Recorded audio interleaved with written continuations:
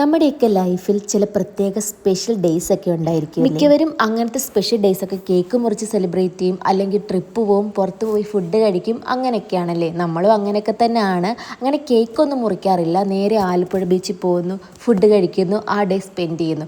മിക്കവാറും ഞങ്ങൾ സ്പെഷ്യൽ ചെയ്യുന്നത് ഇങ്ങനെയൊക്കെയാണ്. മിക്കവാറും ബീച്ചിൽ പോവെങ്കിലും ഈ ഒരു പൈൻ ഫോറസ്റ്റിൻ്റെ അവിടെ ഇങ്ങനത്തെ ഷോപ്സ് ഒക്കെ വന്നിട്ട് നമ്മൾ അങ്ങനെ പോയിട്ടില്ലായിരുന്നു. ഇവരുടെയൊക്കെ മെനു കാർഡിൽ കുറേ ഡിഫറെൻറ്റ് ഫുഡ് ഐറ്റംസ് ഉണ്ടെങ്കിലും ചിലതൊക്കെ ചോദിക്കുമ്പോൾ ഇല്ല എന്നാണ് മറുപടി. എനിക്ക് തോന്നുന്നത് ആരും അങ്ങനെ വാങ്ങാതെ ഇവർ ഉണ്ടാക്കാതിരിക്കുന്നതായിരിക്കാം. പിന്നെ ജസ്റ്റ് നമ്മൾ ബീച്ചിലേക്ക് ഒന്ന് ഇറങ്ങി കുറച്ച് ഫോട്ടോസൊക്കെ എടുത്തായിരുന്നു, ജസ്റ്റ് മെമ്മറി. കുറച്ചുകൂടെ അറിവായത് കൊണ്ടാണോ എന്നറിയത്തില്ല, സായുവിന് ബീച്ചിൽ ഇറങ്ങാൻ ഭയങ്കര പേടിയായിരുന്നു. ആദ്യം ഇവന് ഇതിലും ചെറുപ്പത്തിൽ കൊണ്ടുവന്നപ്പോഴേക്കും അവന് വലിയ പേടിയൊന്നുമില്ലായിരുന്നു. പക്ഷേ ഇപ്പം ആൾ താഴെ ഇറങ്ങത്തേ ഇല്ല. പിന്നെ ചെറിയ ആക്ടിവിറ്റി ഒക്കെ ഉണ്ടായിരുന്നു കേട്ടോ, ഇതുപോലെ ഗൺ ഷൂട്ടിങ്ങും അതുപോലെ തന്നെ കൊണ്ട് ഇങ്ങനെ കാലിൽ ഇങ്ങനെ കൊത്തിക്കുന്ന സംഭവമില്ല, അതൊക്കെ ഉണ്ടായിരുന്നു. എനിക്കതൊന്ന് ട്രൈ ചെയ്യണമെന്നുണ്ടായിരുന്നു, പക്ഷേ പറ്റിയില്ല. നെക്സ്റ്റ് തവണ എന്തായാലും പോകുമ്പോൾ അതൊന്ന് ട്രൈ ചെയ്ത് നോക്കണം. പിന്നെ ഷാനു 1-2 പ്രാവശ്യമൊക്കെ ഇങ്ങനെ ഷൂട്ട് ചെയ്തായിരുന്നു.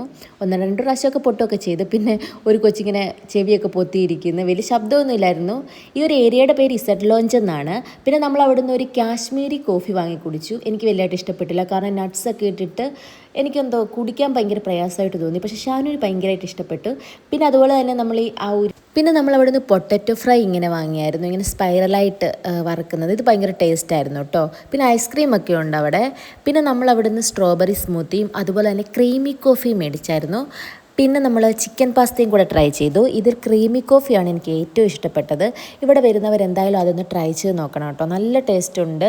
പിന്നെ ചിക്കൻ പാസ്ത കുഴപ്പമില്ലായിരുന്നു, ആസ് യൂഷ്വൽ നമ്മൾ വീട്ടിലുണ്ടാക്കുന്ന സെയിം ടേസ്റ്റ് ആയിരുന്നു.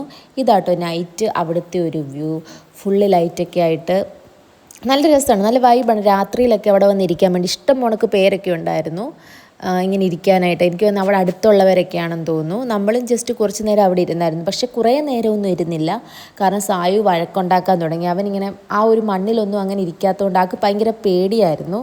എന്നാലും ഞാൻ മാക്സിമം അവനെ അവിടെ ഒന്ന് ഇരുത്താൻ വേണ്ടി കുറേ ട്രൈ ചെയ്തായിരുന്നു, മണ്ണിലൊക്കെ ഒന്ന് കളിക്കട്ടെ എന്ന് വിചാരിച്ച്. പക്ഷേ അവൻ സമ്മതിക്കുന്നില്ലായിരുന്നു, നല്ല കരച്ചിൽ തുടങ്ങിയായിരുന്നു.